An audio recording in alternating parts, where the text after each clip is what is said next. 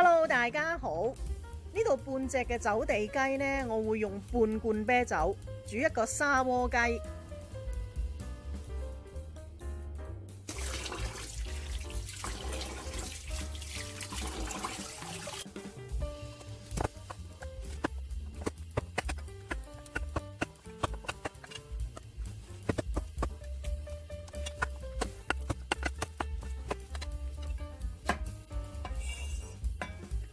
我呢度有啲蒜頭切粒，薑都係切粒。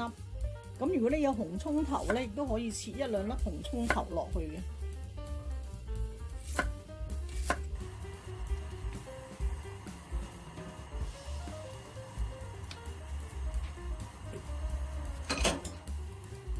爆一爆呢個薑粒同埋蒜粒。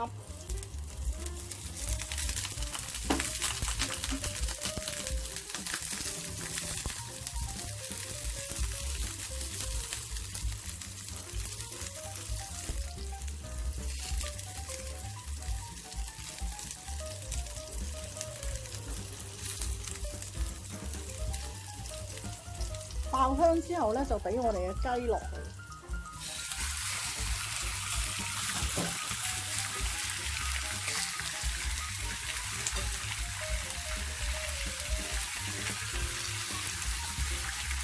俾半罐嘅啤酒，酒類咧都係好搶火嘅，倒嘅時候要小心，唔好倒瀉。少少蠔油。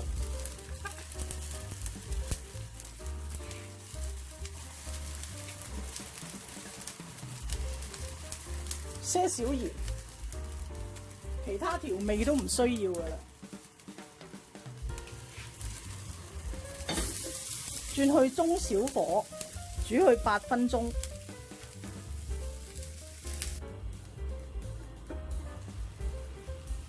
哇，好香啊！